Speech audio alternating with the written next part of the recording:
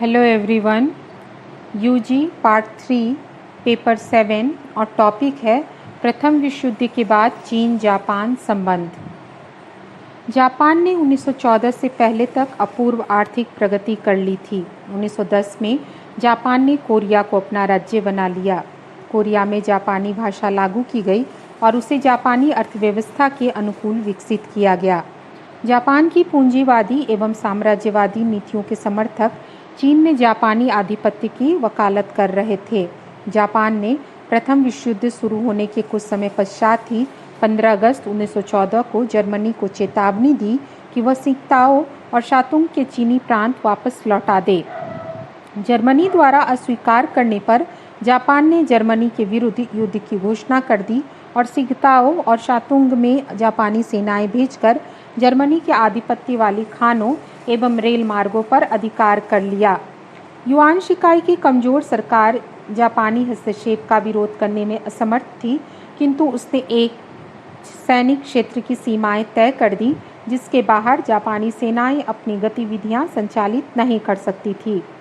1915 में चीन ने जापान से शातुंग और सिंगताओ वापस करने की मांग की, जिसे जापान ने ठुकरा दिया। बदले में जापान ने जनवरी 1915 में चीन के समक्ष 21 सूत्रीय मांगें रखी, जिनमें प्रमुख थीं: प्रथम, शातुंग में जर्मनी को प्राप्त विशेषाधिकारों की वापसी के मार्ग में चीन बाधक न बने। दूसरा, शातुंग में रेल मार्ग बनाने का जापान को अधिकार दिया जाए, वहां के तटीय बंदरगाहों पर जापान को व्यावहारिक अधिकार मिले। तीसरा, मंचूरिया में जापान को प्राप्त रेलवे निर्माण अधिकार अगले 99 वर्ष तक प्रभावी हो तथा जापानियों को मंचूरिया में मकान बनाने एवं भूमि खरीदने का अधिकार प्राप्त हो। चौथा, चीन मंचूरिया में जापान की बिना सहमति के राजनीतिक, आर्थिक एवं सैनिक सलाहकार नियुक्त न करे और किसी देश को व्यापार का विशेषाधिकार प्रदान न करे। पांचवा, लियोतुंग एवं पोर्ट आर्थर बंदरगाह के पट्टे की अवधि 25 वर्ष से बढ़ाकर 99 वर्ष की जाए।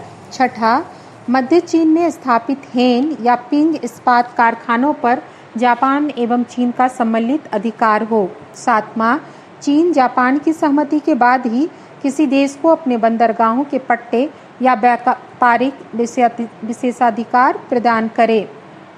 आठवां, चीन में आंतरिक अव्यवस्था की स्थिति में मात्र जापानी राजनीतिक, आर्थिक एवं सैनिक सलाहकारों को ही आमंत्रित किया जाए। नौवां, जापान के बौद्ध धर्म प्रचारकों को चीन में धर्म प्रचार एवं धर्म स्थलों के निर्माण की स्वतंत्रता प्राप्त हो। 10वां, चीन अपने हथियारों की कुल खरीद का 50% हिस्सा जापान से ही खरीदे तथा किसी शस्त्र निर्माण कारखाने की स्थापना के बाद जापान को बराबर का अधिकार प्रदान करे।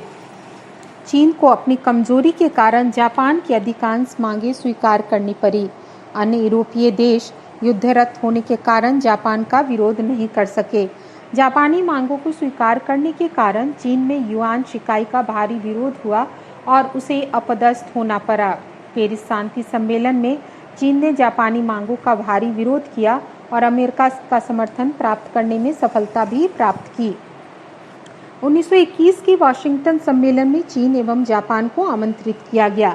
इस सम्मेलन में चीन में सभी विदेशी शक्तियों को प्राप्त विशेषाधिकारों को समाप्त करने का निर्णय किया गया और खुले द्वार की नीति को मान्यता दी गई। चीन के 9 राष्ट्रों द्वारा अखंडता, संप्रभुता एवं स्वतंत्रता के संरक्षण की गारंटी प्रदान की गई, जिससे जापान की महत्वाकांक्षाओं को ठेस पहुंची। जापान ने 1923 में चीन को शातुंग प्रदेश वापस करके चीन के साथ मित्रता करने की कोशिश की।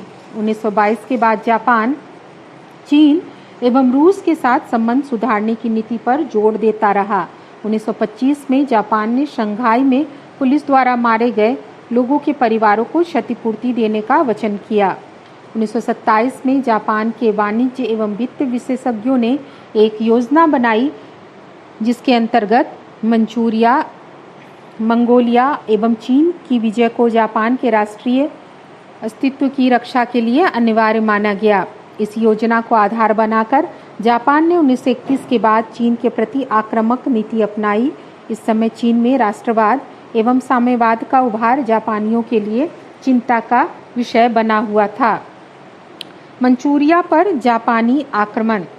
सितंबर 1931 में मंचूरिया पर आक्रमण करने से पहले जापान कई गंभीर समस्याओं में उलझा हुआ था, जिनमें प्रमुख थी जनसंख्या वृद्धि, रोजगार अवसरों की कमी, जापानी उद्योगों के कच्चे माल और बाजार की ज़रूरत तथा विश्वव्यापी आर्थिक संकट। इन समस्याओं से घिरा जापान के संसाधन समृद्ध प्रांत मंचूरिया पर दृष्टि जमा था और किसी बहाने की तलाश में था। जापान ने पहले चीन पर यह आक्षेप लगाना शुरू किया कि वह दक्षिणी मंचूरिया में जापानी रेल मार्गों के समानांतर रेल मार्गों का निर्माण करके प्रतिस्पर्धा को बढ़ावा दे रहा है। इसी मध्य 18 सितंबर 1931 को मुकदेन के निकट एक विस्फोट में जापानी रेल मार्ग को थोड़ी सी क्षति पहुंच गई। इसका दोषारोपण चीन पर करते हुए जापान ने 2-3 दिनों के भीतर ही मुकदेन एवं उसके आसपास के क्षेत्र पर अधिकार कर लिया और वर्ष के अंत तक संपूर्ण मंचूरिया को अपने कब्जे में ले लिया। चीन ने राष्ट्रसंघ में मामले को उठाया, किंतु जापान ने युद्ध रोकने एवं अपनी सेनाओं को वापस बुलाने के सुझावों को अनदेखी की। जापान ने मंचू वंश के फुई को मंचूरिया प्रांत का कठपुतली शासक बना दिया। 18 फरवरी 1932 को इसे मांचुको नाम दे दिया गया। बाद में जापान ने फरवरी 1933 में राष्ट्रसंघ की सदस्यता भी त्याग दी। मांचुको में कठपुतली सरकार की स्थापना के बाद जापान का उत्तरी चीन में हस्तक्षेप बढ़ता चला गया। जापान विस्तार व प्रभाव का विरोध चीन के साम्यवादियों और राष्ट्रवादियों द्वारा छिटपुट हिंसक कार्रवाई द्वारा ही किया जा रहा था। चांग काई शेक जापानियों की अपेक्षा साम्यवादियों को अधिक घातक शत्रु मानता था, अतः चीन में जापानियों का सशक्त प्रतिरोध नहीं किया जा सका। लेकिन 7 जुलाई 1937 को चीन एवं जापान के बीच तनाव मुखर हो गया और पीकिंग के निकट नुकुचियान में जापानी दूतावास के पास चीनी एवं जापानी सैनिकों के बीच गोलाबारी की एक घटना ने विकराल रूप ले लिया। दोनों पक्षों के आरोपों प्रत्यारोपों के बीच जुलाई के अंत में जापान ने चीन पर खुला आक्रमण कर दिया। जापानी सेनाओं ने उत्तर में पीकिंग पर, मध्य में संघाई पर तथा दक्षिण में केंटन पर एक साथ आक्रमण किया। 1 महीने के भीतर ही जापानी सेनाओं ने पीकिंग पर अधिकार कर लिया। 1938 में कुओमिंतांग दल की राजधानी नानकिंग एवं कैंटन भी जापान के अधिकार में आ गए। लगभग 1 वर्ष के भीतर संपूर्ण पूर्वी चीन जापान के कब्जे में आ चुका था। जापानियों ने वांग चीन हिंग के नेतृत्व में एक केंद्रीय कठपुतली सरकार नानकिंग में स्थापित की। इस सरकार ने चीन की अर्थव्यवस्था को पूरी तरीके से जापान के हाथों में गिरवी रख दिया। चीन की मुद्रा को जापानी येन के साथ संबद्ध कर दिया गया। चीन के कारखाने जापान के हितों का पोषण करने के लिए चलाए जाने लगे। साम्यवादी एवं कुओमिंतांग दल के जापान के विरुद्ध अभी भी छापामार संघर्ष कर रहे थे और उनका यह संघर्ष 1939 में द्वितीय विश्व युद्ध के साथ जुड़ गया और अगस्त 1945 में जापान की हार के बाद ही समाप्त हुआ। धन्यवाद।